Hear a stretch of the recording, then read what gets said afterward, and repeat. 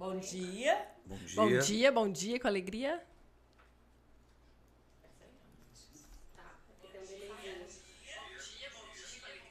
Pequeno delayzinho. Então, quem estiver acompanhando o celular, deixa no mute, tá? Pra não dar...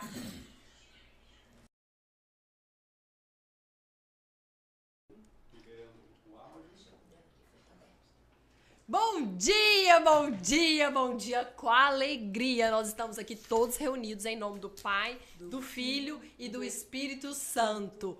Uau, grandes coisas fez o Senhor por nós nesse dia. Eu estou repleta de gratidão, de alegria por esse momento, um grande marco. Eu começo agradecendo a anfitriã dessa casa linda, esse estúdio sofisticado. Eu estou aqui com a CEO, Gleice Jane, pioneira no empreendedorismo de design de interiores do Tocantins, uma mulher próspera, abundante, que entregou a sua casa e falou assim, eu quero servir, tá aqui o meu podcast, eu entrego o podcast da Empório Design para vocês levarem a palavra de Deus.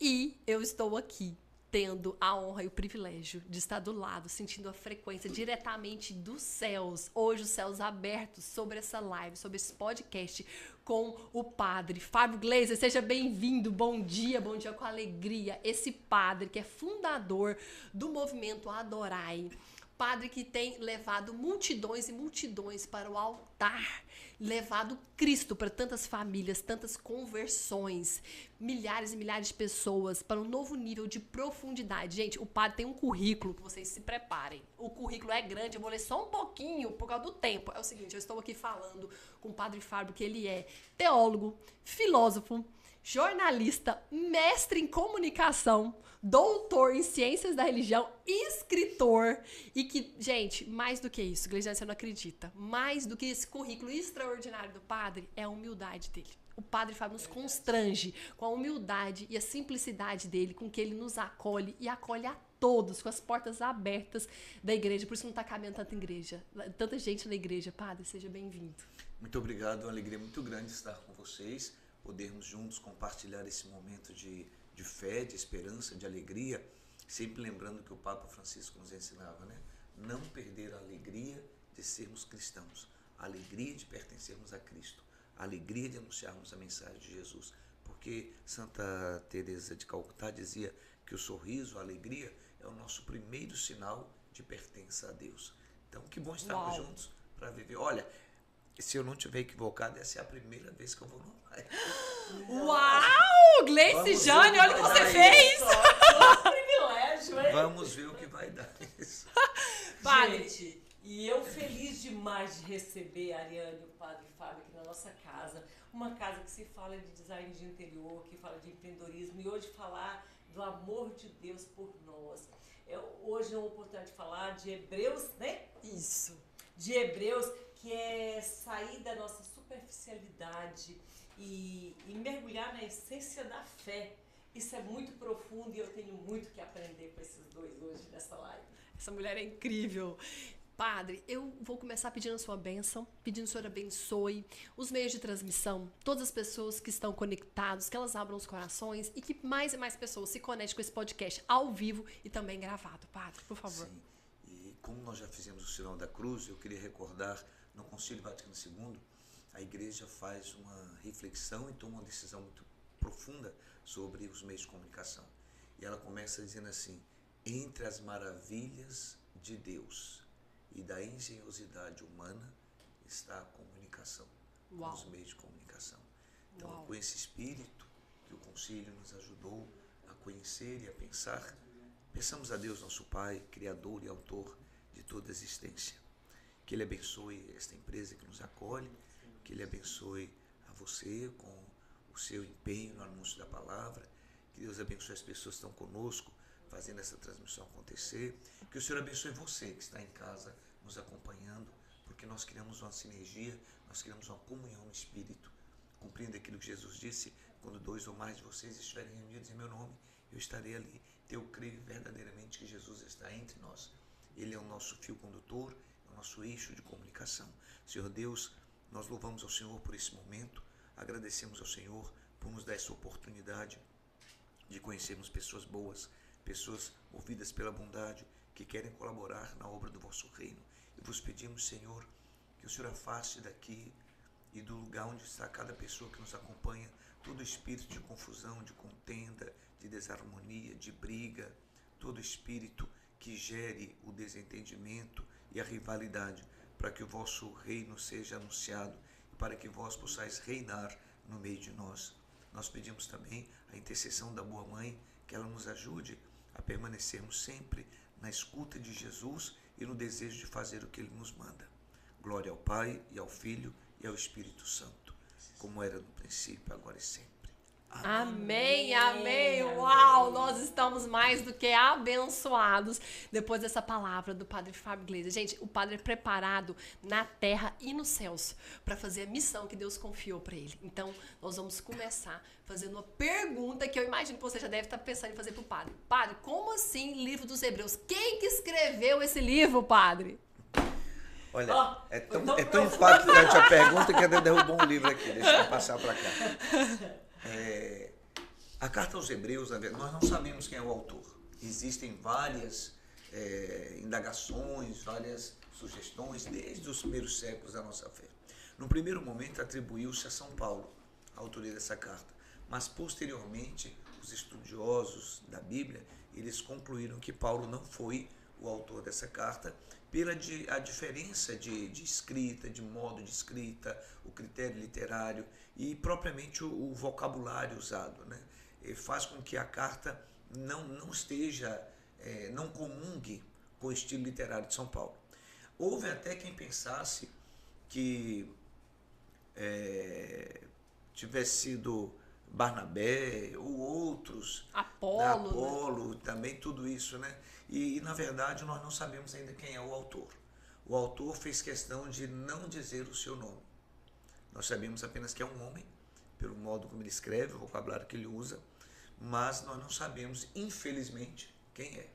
Seria bom que nós soubéssemos para dar a esse homem que foi tão inspirado, né, o elogio que ele merece. Agora, a carta ela é resultado de uma comunidade de cristãos, né, que viveu no primeiro século da nossa era cristã, mas nós não sabemos quem é o autor. Padre, e o que essa carta fala? Tá. Primeiro, a carta ela é escrita num contexto de perseguição.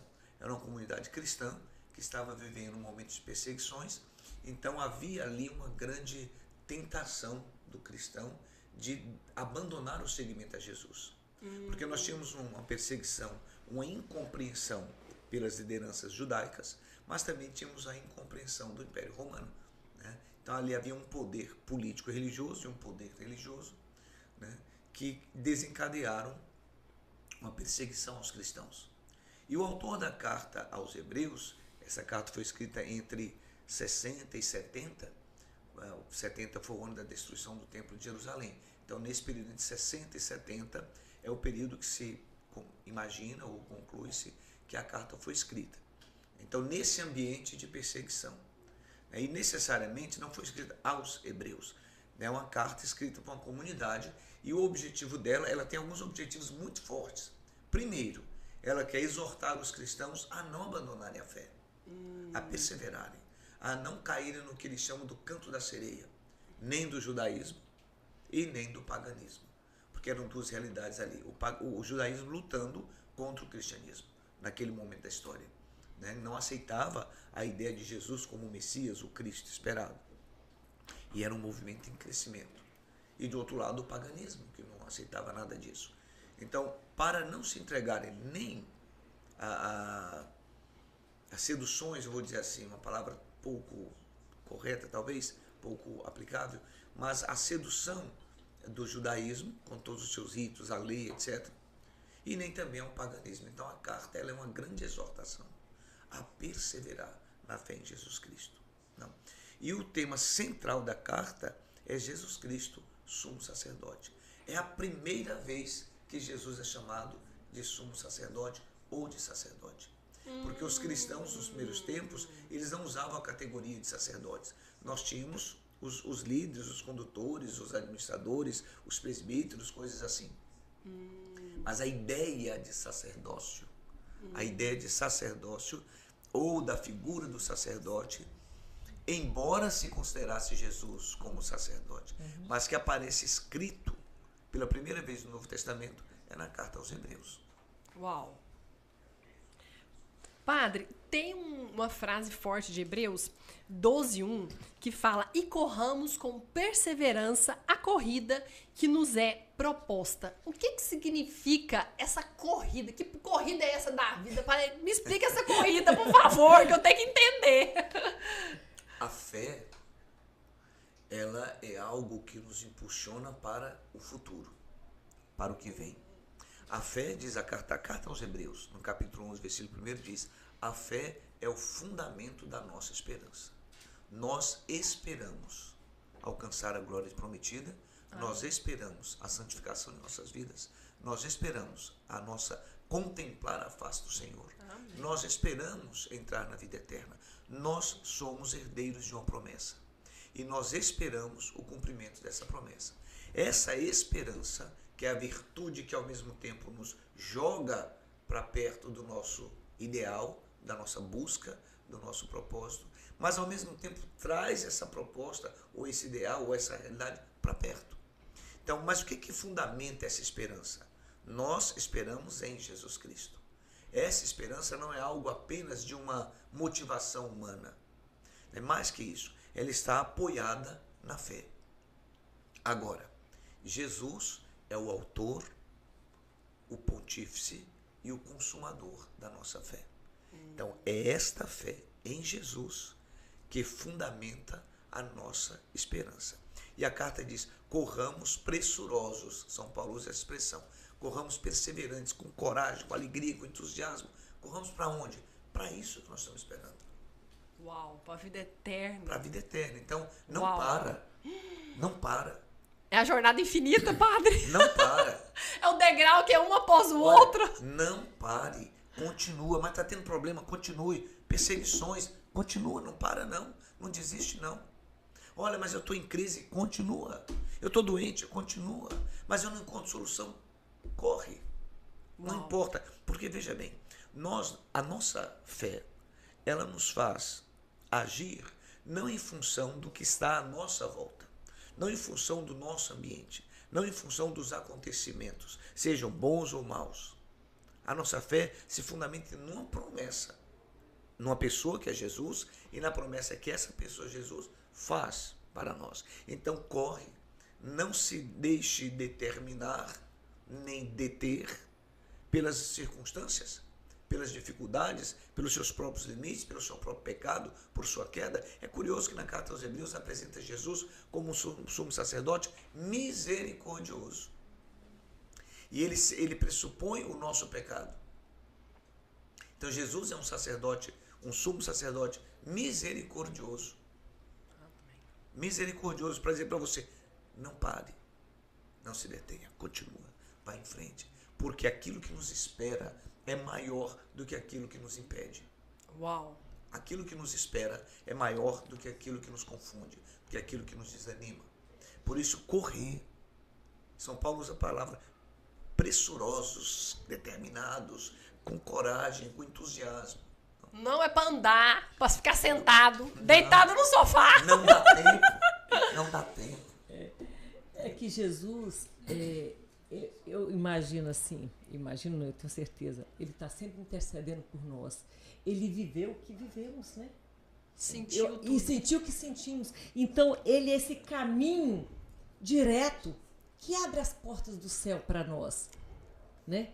Então, essa fé, eu acho que nessa palavra, nesse livro de Hebreus, ele fala assim, para a gente realmente mergulhar na essência da fé, é acreditar no invisível.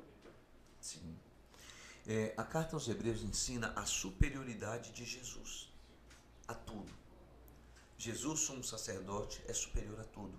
É superior a Abraão, é superior a Moisés, é superior à lei, é superior aos profetas, é superior aos anjos. Jesus é superior a tudo. Então, quando nós olhamos para Jesus superior a tudo, nós entendemos que esse sumo sacerdote, nele acontece a síntese da humanidade. Nele acontece a síntese da história. tudo o que passou aponta para ele, e nele cessa o que passou. Agora ele é o caminho, ele é a verdade, ele é a vida. Então Jesus, esse é o tema central da carta aos Hebreus. Jesus, sumo sacerdote, superior ao sacerdócio da antiga lei, superior à primeira aliança. Por isso a aliança que Jesus faz é uma aliança superior e definitiva. Ele mesmo diz, é a nova e eterna, é a única. Então a carta aos Hebreus nos ensina isso. Porque na verdade a carta aos Hebreus não é uma carta, ela é uma pregação, ela é uma homilia que alguém fez para ser lida, é uma homilia escrita que alguém vai ler, né? Vai pregar, vai anunciar. E essa carta, ela está sendo escrita por alguém que conhecia as tradições judaicas, alguém que conhecia o templo, alguém que conhecia os ritos e os rituais do templo, alguém que tinha de alguma maneira um conhecimento profundo dessas tradições e dessa ritualidade presente no judaísmo. E essa pessoa que conhece profundamente isso, ela faz uma reflexão, porque ele é um convertido. Esse autor que nós não conhecemos, ele é alguém que se converteu ao seguimento de Jesus. Provavelmente ele era um judeu, profundamente conhecedor do judaísmo e da religião judaica. Ele se converte, ele não conheceu Jesus pessoalmente, ele se converte pela pregação de alguns dos apóstolos, pela pregação apostólica. Então você vê que ele vem carregado com uma série de coisas na carta aos Hebreus que a gente quase não se dá conta. Quando ele fala da superioridade de Jesus ao templo, é porque ele fala Jesus é o templo. Não é que ele está diminuindo a ideia de templo. Não, aquele templo de Jerusalém, no pensamento do autor da carta aos Hebreus, ele fala assim, aquilo ali era um tipo de, era uma ilustração, um anúncio de quem é o templo. Jesus é o templo, por isso a palavra de Deus diz, em Jesus habita corporalmente a plenitude da divindade. Então Jesus é o templo, como Jesus é o sumo sacerdote. Ele oferece um sacrifício a Deus para a nossa salvação, mas ao mesmo tempo que ele oferece um sacrifício, ele é a vítima oferecida em sacrifício. Esse é o sumo sacerdote. E é misericordioso porque ele se revestiu da nossa natureza humana. Sendo igual a Deus, diz a carta às Filipenses, se eu não me engano, sendo igual a Deus em natureza divina, Jesus não se apega à sua glória de Deus, mas ele se despoja da sua glória de Deus e se reveste da carne dos escravos, dos servos.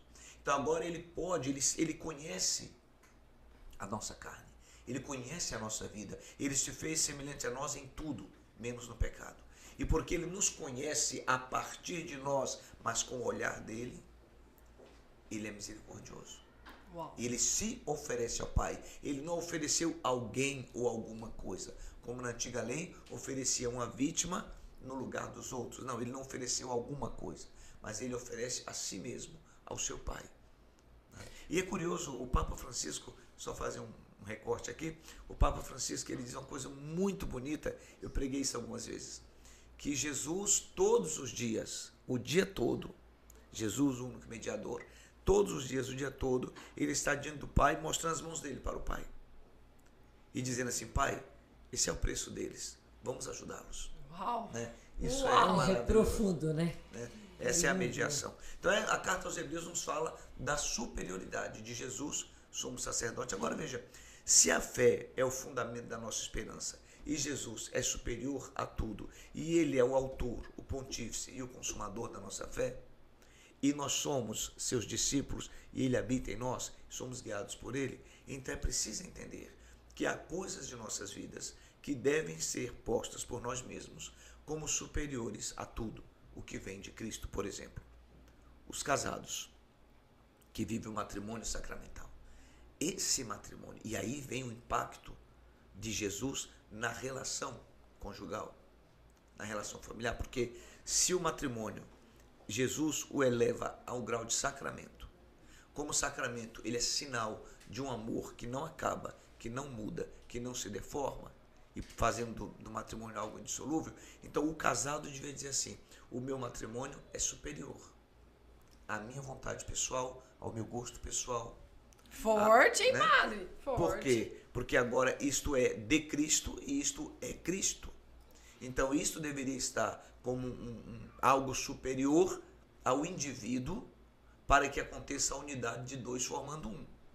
Né? Uau. E agora nós vivemos em Cristo, vivemos por Cristo e vivemos para Cristo.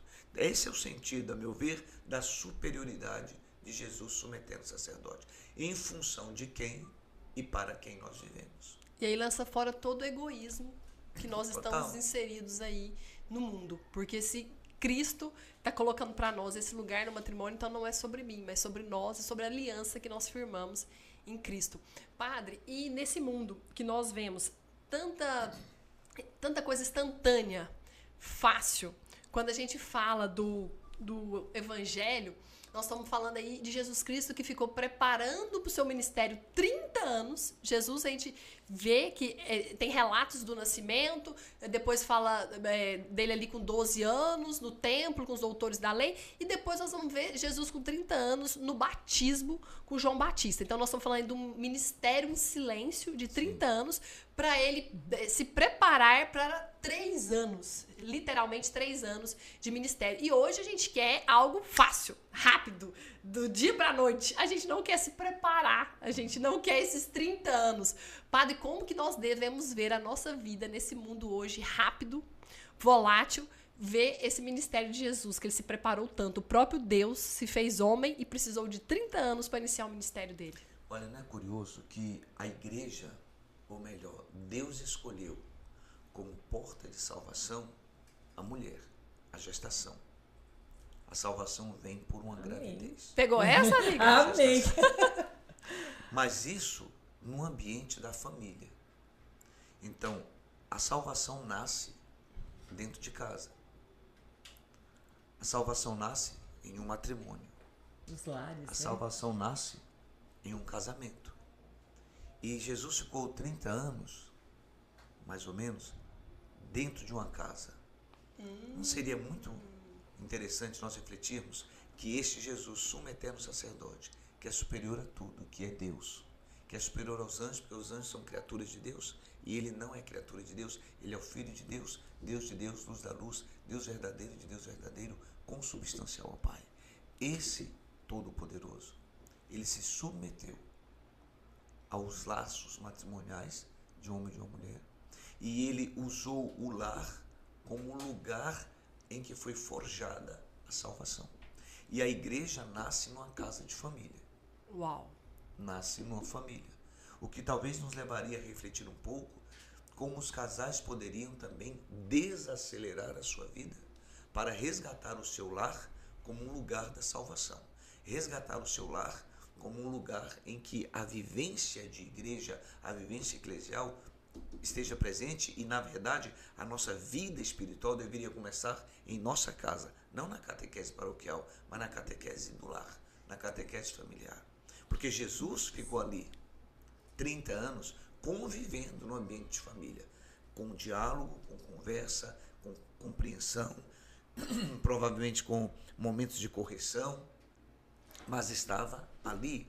Então, eu considero muito importante Jesus ter dado um privilégio maior, porque ele foi formado para o seu ministério pelo pai e a mãe. Uau. Ele foi formado para a vida pública. Veja bem, a vida pública de Jesus é resultado da vida privada, da vida familiar.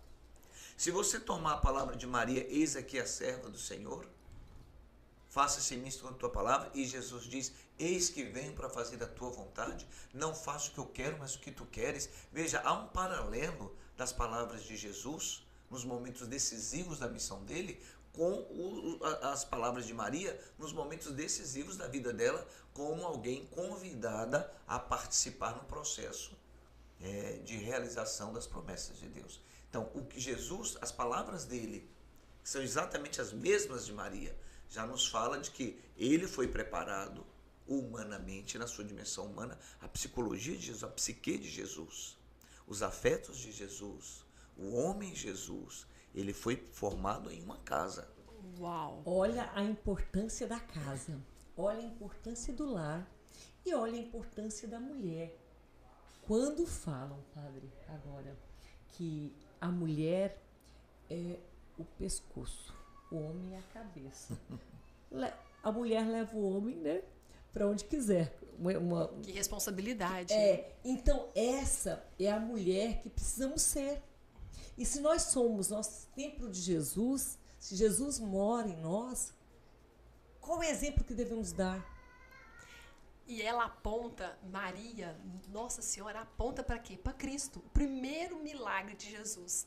A autorrevelação de Jesus na bodas de Caná. Primeiro, foi um pedido, mas não um pedido de sua mãe. Porque ela só falou o quê? Faça o que ele falar. Nunca foi sobre ela. Ela estava sempre apontando para Cristo. Então, essa mulher que tem uma sabedoria, uma delicadeza de querer resolver, mas sempre colocando no centro Cristo. E não ela. Mas até falando que o padre disse, e isso é muito interessante, eu recebi, né, da Ariane essa Bíblia maravilhosa, inclusive estou lendo. E ontem, inclusive, na passagem de ontem, em Gênesis fala aqui sobre Abrão, que Abrão foi um homem de muita fé, né, padre? Pai Abrão, da fé. Moisés, então eles foram exemplo de muita fé. Deus disse para ele, deixe sua terra natal, seus parentes e a família, seu pai, e vá para uma terra que ele mostrarei. Olha só, que profundo essa fé em Deus, porque não tinha nada material, não tinha nada palpável. Imagina você construir sua vida, sua casa, ter seus negócios, ter sua empresa, tudo consolidado aqui, e de repente o Espírito de Deus está falando contigo, está te dando uma orientação, e você às vezes não está aberto para ouvir a palavra de Deus, para entender esse... Por isso, mais uma vez, Abraão, ele se movimenta por uma fé, não por uma evidência. Porque a fé dispensa a evidência. Se eu tenho evidência, eu não preciso de fé. É por isso que a fé vai passar. Porque quando eu chegar na vida eterna, que eu olhar a Deus, eu não preciso mais de fé. A fé é para eu crer naquilo que eu não vejo. Agora eu vejo. Então, quando eu chegar na vida eterna, eu não preciso mais fé. E nem esperança. Eu espero chegar lá. Já cheguei, não precisa mais. Porém, o amor permanece. Nós somos movidos pela promessa. Deus faz uma promessa a Abraão. Ali está o início de tudo. Não? Ainda hoje, nós somos movidos por uma promessa. E por você falar em Abraão, na carta aos Hebreus, no capítulo 10, ele faz uma exortação à perseverança na fé. O capítulo 10 inteiro é isso. Uma exortação a perseverar na fé em Jesus Cristo, que nos conduz à salvação. E ele faz, então, uma exaltação de inúmeras figuras bíblicas, começando por Abraão, que foram homens movidos pela fé. Resistiram pela fé, lutaram através da fé, confiaram na promessa e seguiram em fé a promessa feita. Então, no capítulo 10, ele faz exatamente essa exaltação daqueles que se movem pela fé e que não desistiram, não obstante os obstáculos que tiveram, as dificuldades, os perrengues da vida. Então, ele pega o exemplo de pessoas que fizeram essa experiência e diz para aqueles cristãos daquele momento e para os cristãos desse momento, que é o nosso, persevera na fé. Persevera, continua. Porque a fé não vai nos enganar. Padre, mas essa promessa, enquanto ela não vem, e quando bate o desespero, eu vou murmurar, eu vou chorar, o que eu vou fazer, padre? Aquelas pessoas que estão ali com a promessa prometida e tá demorando, e fala, mas pra mim é mais difícil do que pros outros. O que eu faço nessa hora, padre, que a promessa demora? A carta aos Hebreus nos ensina assim, a salvação realizada por Jesus está pronta. Não tem que fazer mais nada. Agora, nós estamos apenas esperando a sua plena manifestação. Quando nós seremos plenos daquilo que ele já fez. Então, nos momentos de desespero, nos momentos de perrengue, o que a gente faz? A gente para e pensa, o gigante é grande, mas o Deus que me chama é maior que o gigante. Uau! Né? Uau. A dificuldade é grande, as trevas são densas, mas o Deus que me ama, ele é a luz. Não? Então, é sempre a nossa referência, é Deus. As coisas acontecem, problemas existem, dores existem, enfermidades existem, desafios existem, boletos para pagar existem. Eita! E esses são muitos. Isso é real. Porém, veja, nós somos movidos, eu disse antes, nós somos movidos não pelos impactos do que está à nossa volta, dessa ambiência. Nós somos movidos por uma promessa. Eu posso conduzir a minha vida ou olhar para os meus problemas a partir do que falam, dos que me desanimam, dos que me criticam, dos que me julgam, dos que me perseguem, ou das dificuldades, das injustiças sociais, das injustiças humanas, dos dramas humanos, dos sofrimentos, tudo isso. E me desesperar. E me desesperar. E cair em profunda depressão. Ou profunda ansiedade. Porque eu posso parar a minha vida lamentando o tempo inteiro o que aconteceu. Então eu vou buscar uma vida que não existe, porque o passado já foi, não é mais. Então eu vou cair numa profunda depressão. E também eu posso cair numa profunda ansiedade quando eu fico pensando no meu futuro o tempo inteiro, buscando algo que não existe. Porque o que está no futuro não existe. E quando acontece de eu ficar em função do passado, uma vida que não existe mais, e é um grave problema, tem um autor que eu não me recordo o nome agora, que ele escreve um livro chamado Retrotopia, que ele fala assim, as pessoas com medo do que está agora, elas buscam refúgio no passado. E no passado não encontra mais nada, julgando que no passado havia uma segurança. Não havia e não há, porque o passado não existe. A mesma coisa se eu paro a minha vida o tempo inteiro preocupado como vai ser amanhã, o que vai ser, e minha conta que eu vou pagar amanhã, e não sei o quê, e o concurso que eu vou fazer, e o curso que eu vou fazer, e o meu vestibular, e não sei o quê, e a minha esposa, o meu filho, e o meu marido. Isso não existe. Isso não existe. Aí o que acontece? Quando acontece um levante contra mim, quando acontece agora um levante, quando acontece agora um problema, quando acontece agora um ataque espiritual ou de pessoas humanas mesmo, eles me encontram abatido, me encontram fraco, debilitado, porque eu estou brigando contra o que não existe. Então eu gasto a minha força, gasto a minha energia, gasto a minha fé, gasto a minha esperança, combatendo o que não é.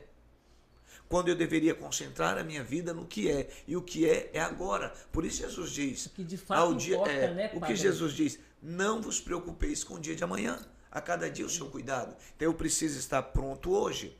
E eu volto sempre nesse argumento da carta aos Hebreus. Jesus é superior a tudo. Então quando eu entro numa situação como essa que você falou, o que eu faço? Eu paro e penso, quem eu sou? A quem eu sirvo? Pronto. Quem eu sou? A quem eu sirvo? E eu sei que aquele a quem eu sirvo é que dá sentido ao que eu sou. E que faz e me fortalece para que eu saiba discernir e perseverar na fé. Carta aos Hebreus. Perseverar na fé. Porque senão a gente joga a fé para cima achando que não resolve nada. Padre, o senhor falou quem eu sou, essa bateu forte aqui.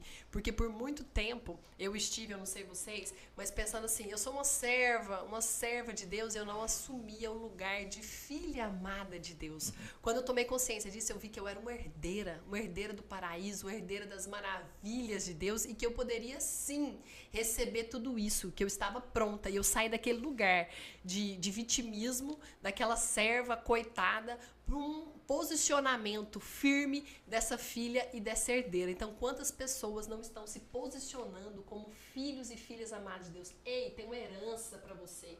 O Padre já falou dessa promessa, tem algo muito grande, você só precisa dar um primeiro passo, avançar e correndo. O Padre já falou que é correndo, não é andando, é mais rápido que você imagina. O nosso Deus tem pressa. Padre, nós estamos aqui com um projeto do Bíblia Juntos. Sim.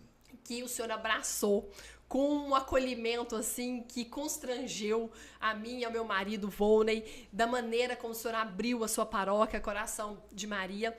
E, padre, esse projeto a gente encoraja as pessoas a ler a Bíblia inteira em um ano. Porque a gente sabe, se a pessoa assistir a missa diária, de segunda a segunda, durante 3 anos, ela consegue, no ano A, B e C, ler a Bíblia inteira. Mas não sei se a gente, às vezes, falta uma outra missa, perdi no meio do caminho, ou eu tenho mais pressa nesses 3 anos. Então, essa proposta aqui, ela é de um ano, misturando o velho, o novo, que lembra muito a liturgia diária, um pedacinho de Salmo, um pedacinho de Provérbios. Padre, qual que é a importância de eu ler a Bíblia todos os dias? Por que, padre, que eu devo ler a Bíblia todos os dias? Um dia, eu terminei a missa na minha paróquia, Logo a nossa igreja desmoronou, o templo desmoronou, há uns 2 anos atrás. Bem no comecinho da Eu pandemia. fiquei sabendo, não era da minha época, mas eu fiquei sabendo. Bem no comecinho da pandemia. Então foi muito desesperador, né? Porque nós não tínhamos onde celebrar. Nada. E eu vi no rosto das pessoas o desencanto. Tudo que eles haviam feito há tantos anos, agora não era mais nada. E depois nós começamos a construção, a reconstrução do templo. E um dia eu cheguei na igreja, terminando a missa, um garoto, devia ter uns 10 anos na época, chamado Miguel. Quando eu saí do salão onde eu estava celebrando, ele puxou minha casula e disse assim: padre, basta confiar em Deus que a gente consegue. Que lindo. Algum tempo depois, chegando para celebrar, havia somente os pilares da igreja ali. E eu vi 3 meninas, que ainda estão na paróquia hoje, Miguel também está, estavam brincando ali numa lama, porque estava chuva e fazendo construção, já havia muita lama por ali. E eu fiquei preocupado de ter algum prego, alguma coisa. Eu fui ali conversar com elas e disse: o que vocês estão fazendo aqui? Elas disseram: nós estamos brincando. Eu disse: brincando de quê? Estamos brincando de felicidade. Uau! E eu disse para elas: o que é brincar de felicidade? Elas apontaram os pilares da igreja e disseram: olha como a nossa igreja é bonita, padre. A nossa igreja é muito bonita. Mas não tinha nada, só tinha os pilares. Agora a nossa igreja está quase toda pronta. Quando estava com as paredes rebocadas, eu cheguei e o Miguel estava com as mãos nas costas olhando para a parede. Eu pensei: esse menino está com algum problema. Fui lá e disse: o que foi, Miguel? O que está acontecendo? Ele olhou para mim, olhou para a parede e disse: conseguimos, padre. Conseguimos. Que Ô, testemunho. padre, de repente não é sobre como vemos as coisas. É o Exatamente. nosso olhar sobre a vida, o nosso olhar sobre tudo. Eu tomei esse exemplo para responder o que você me perguntou. Qual a importância de ler a Bíblia? A Bíblia é uma carta de amor, escrita, mandada por Deus para nós. E essa carta tem um único objetivo: dizer que Deus nos ama. Nem dizer que nós devemos amar a Deus, mas é que Ele nos ama. E por amor nos criou. Por amor enviou o seu Filho a nós para nos salvar. Por amor nos aguarda naquilo que Ele preparou para nós. O que os olhos não viram, nem o coração humano foi capaz de imaginar. O que Deus preparou para aqueles que nesta vida o amam, o servem e o buscam. Amém. Ler a Bíblia todo dia é fundamental para eu saber disso. Para eu saber que a minha vida não é o acaso, nem o ocaso.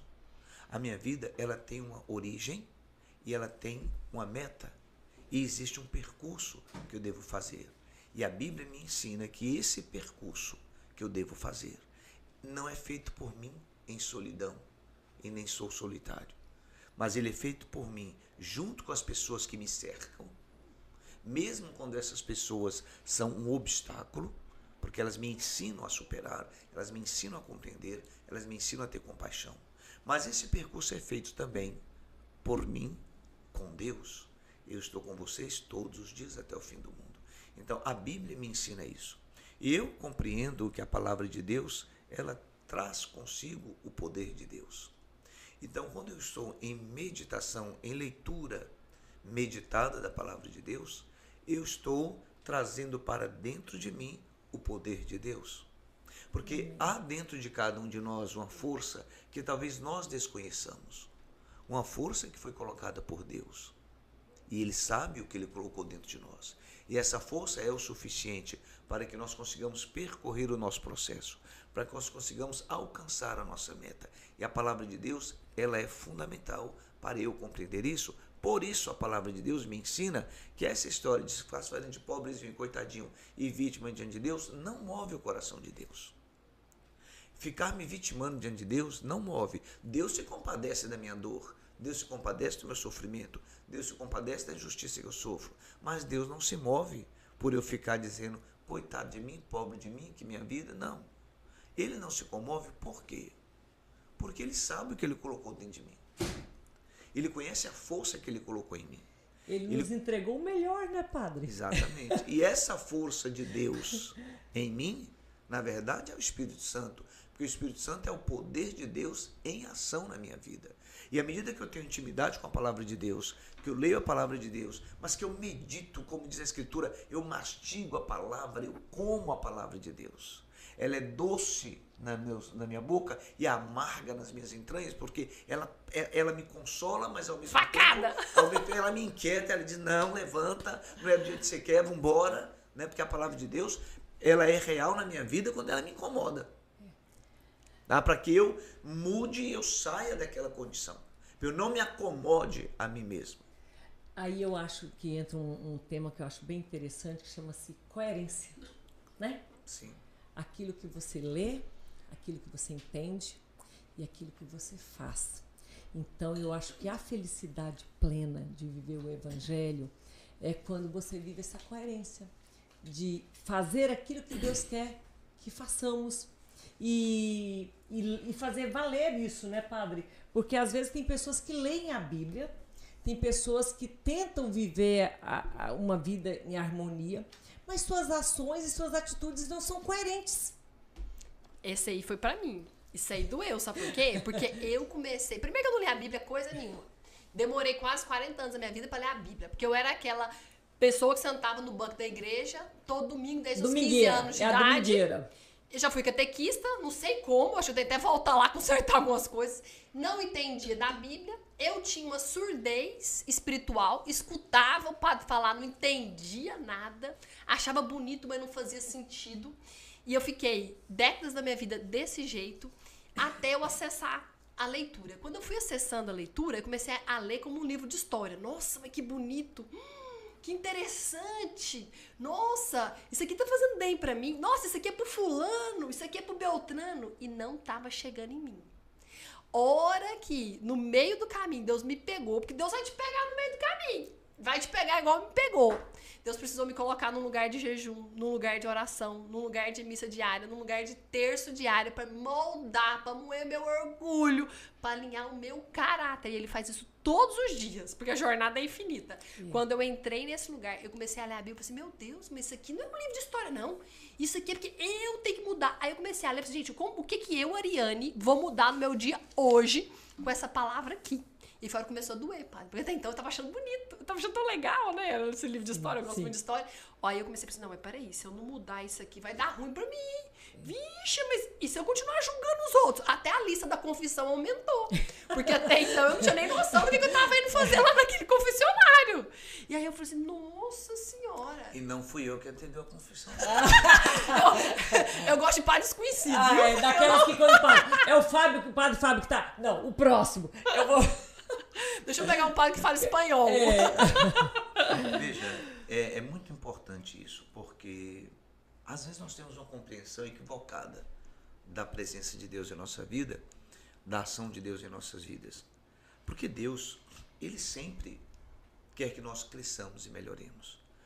O Papa Francisco dizia sempre, nós nos esbarramos porque nós não estamos prontos.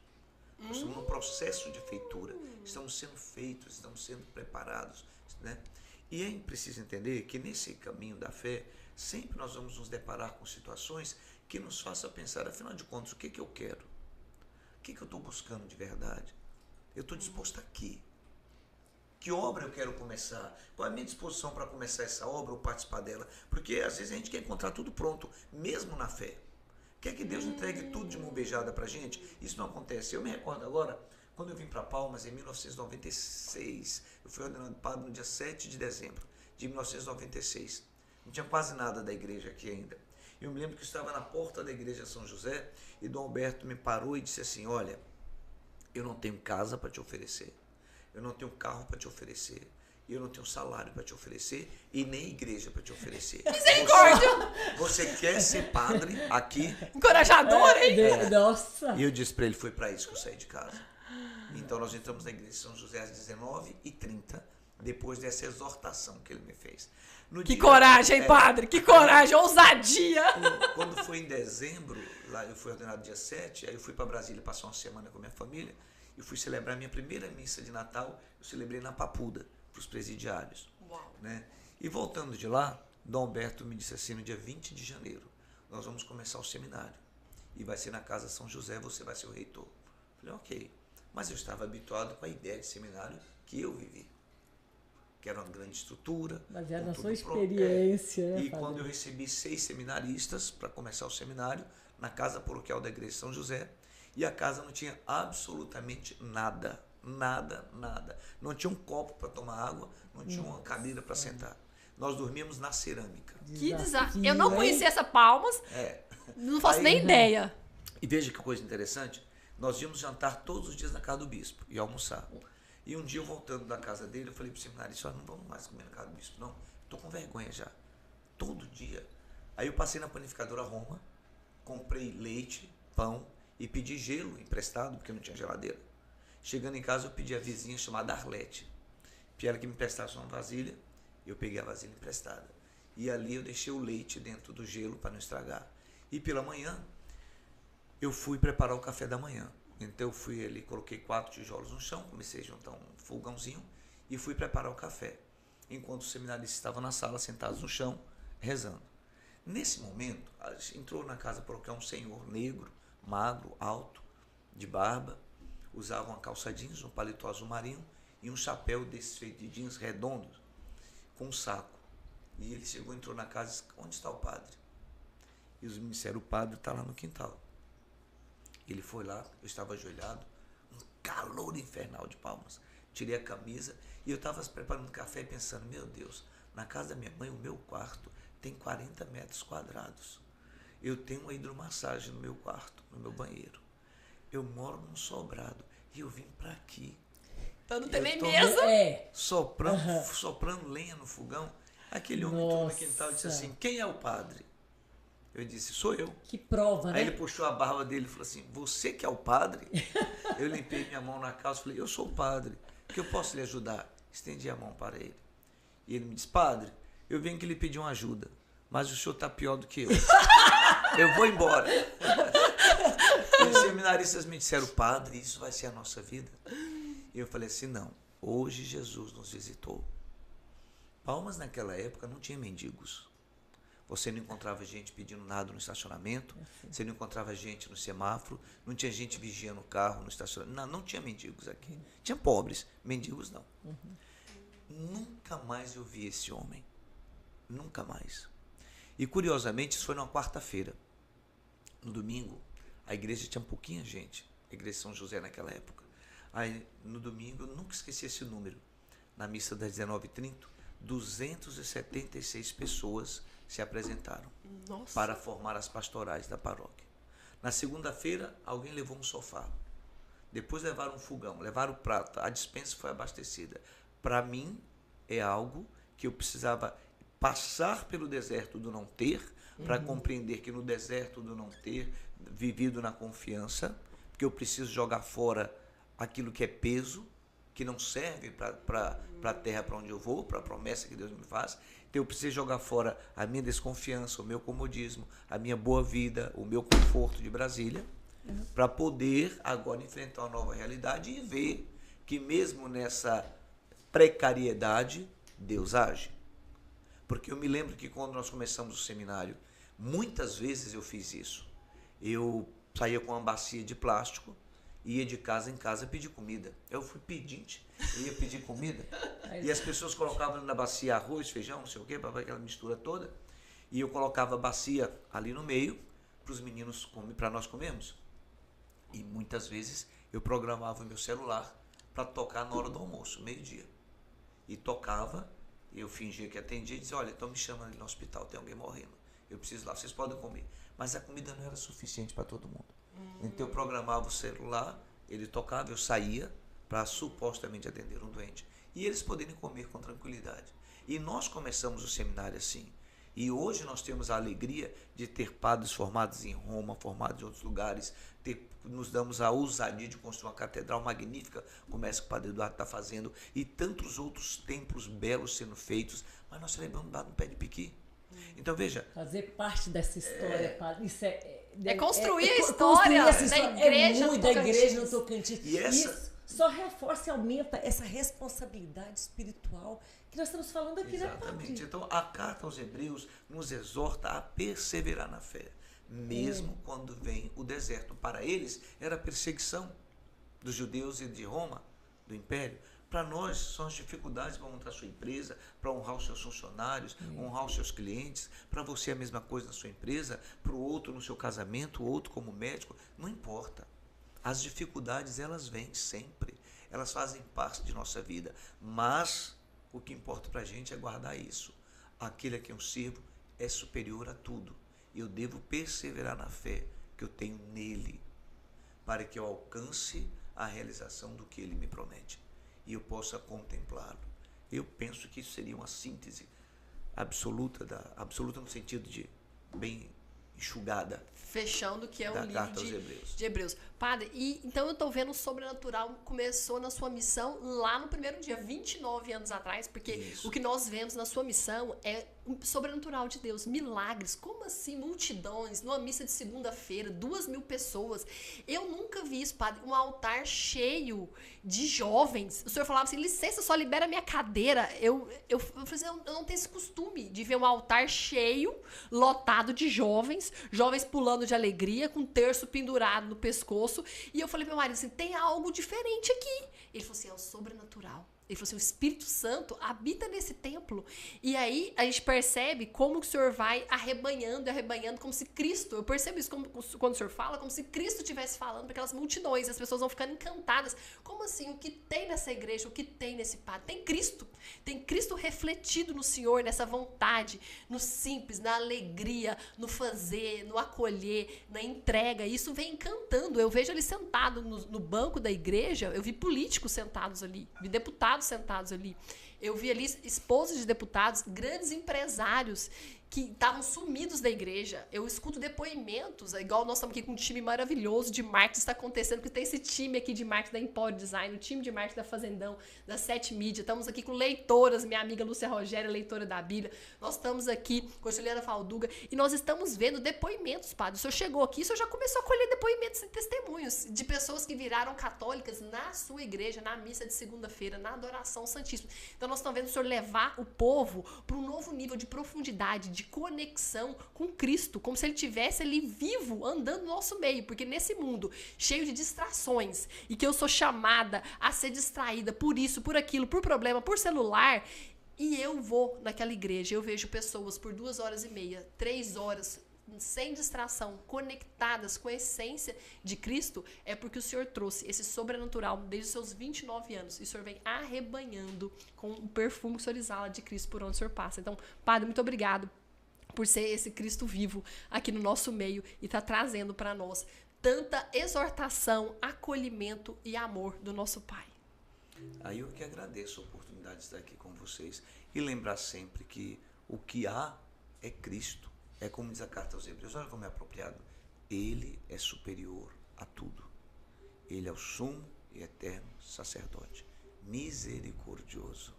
O Papa Francisco nos ensinou, eu amo muito esse Papa, ele nos ensinou assim, a coisa mais importante na igreja é a adoração.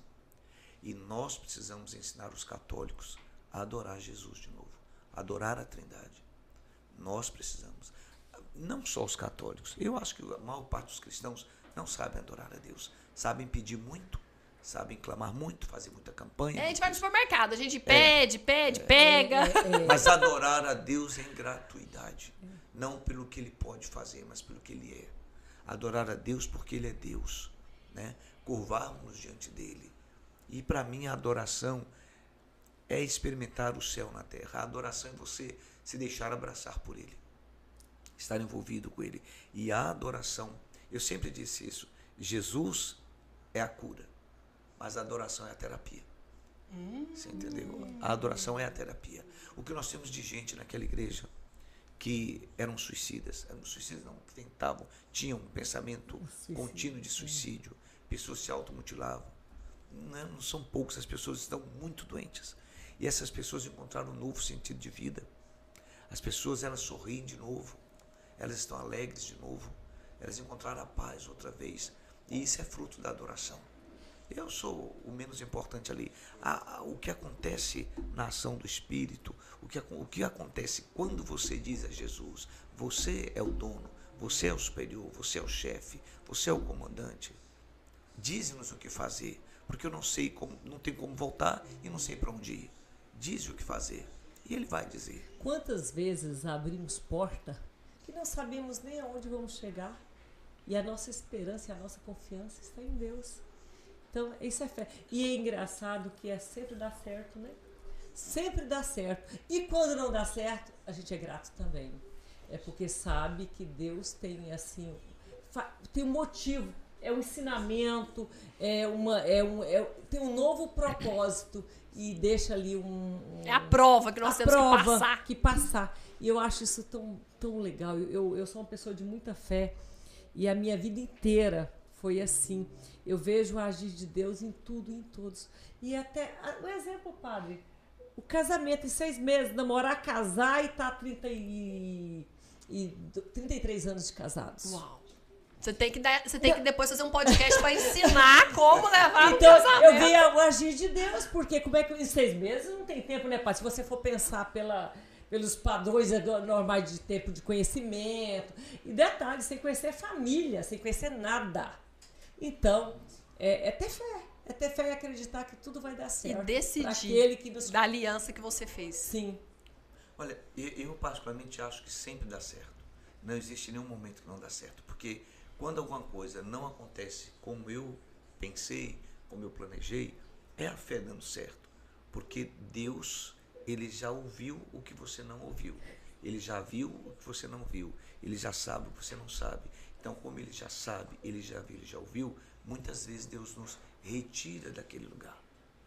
Ele nos faz um livramento. Sim. Então, dá certo sempre. Sim. O dar certo não quer dizer que vai ser o que eu quero.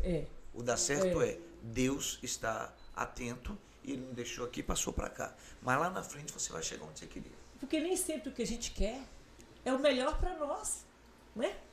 Quem tá lá de cima com um droner, ó, é que sabe qual a melhor rota do GPS para nós. Conseguir, né? Isso é verdade.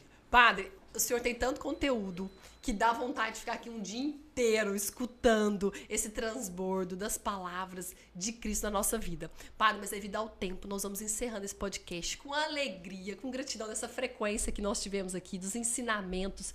Padre, eu vou terminar, vou passar para o senhor o agradecimento e para nossa anfitriã, para a Gleice Jane, que nos recebeu aqui, essa mulher abundante, próspera, que abriu a casa dela, essa loja elegante, para falar da palavra de Deus. Eu venho fazendo oração já tem um tempo. Senhor Jesus Cristo, me apresenta as tuas amigas, os teus amigos. Senhor Jesus Cristo vem apresentando um a um, colocando na minha vida as pessoas que precisam segurar na minha mão, as pessoas que precisam me esticar. Então, Gleice Jane veio dessa maneira, me cutucou. Ei, quero falar com você no curso da Febracis. E ela trouxe para mim, falou, vem na minha loja, eu vou te visitar. E aí, a hora que eu cheguei aqui, fui acolhida e ela já trouxe esse novo nível que é o podcast.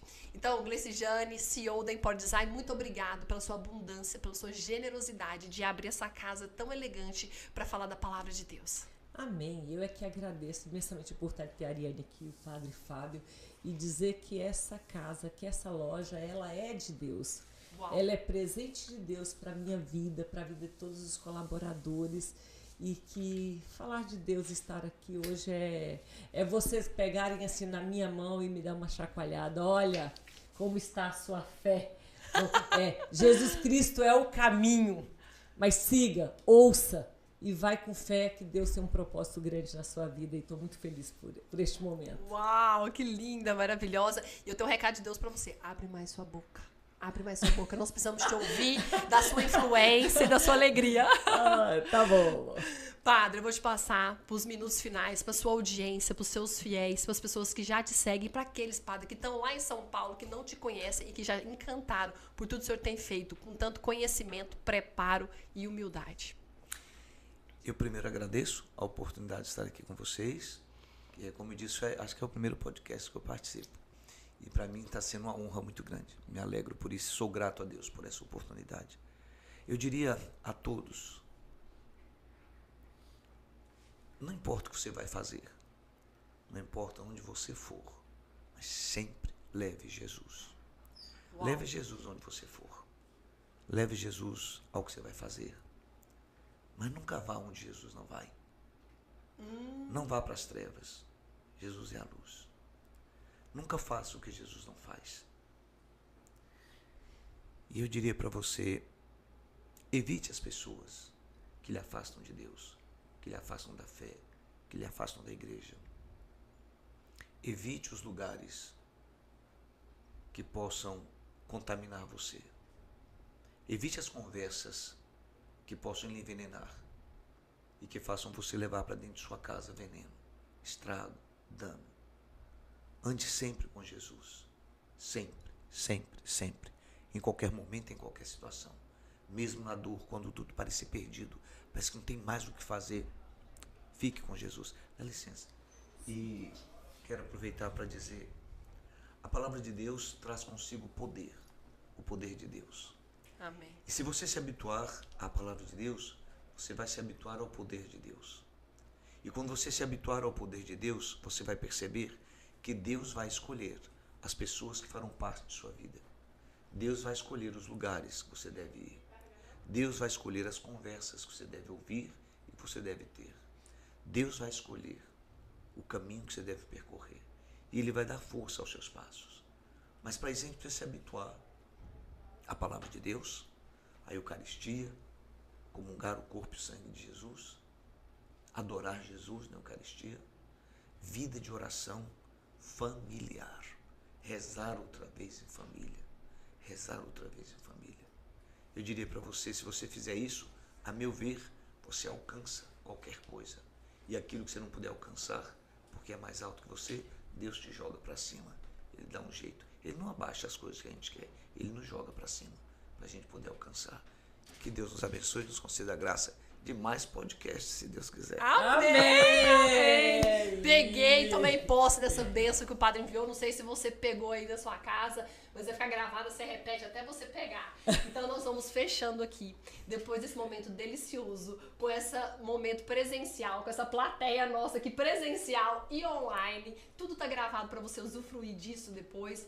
E o convite do padre já ficou aqui. Vamos ler a Bíblia inteira. Não é por partes, não é pela metade. A promessa é completa, é de capa a capa. Vamos juntos nessa missão. Siga a Bíblia juntos. Nós estamos aqui para servir e louvar a Deus. E vamos acessar através da palavra. Muito obrigado, meu Deus, por ter proporcionado esse momento tão alegre, abençoado através da presença do Padre Fábio Laser e da Gleice Jane, CEO do Empório Design. Nosso muito obrigado, fiquem com Deus. Nós estivemos e continuaremos reunidos em nome do Pai, do Filho e do Espírito Santo. Até o próximo sábado, pessoal. Amém. Um abraço. Tchau, tchau. Tchau, tchau. Uau!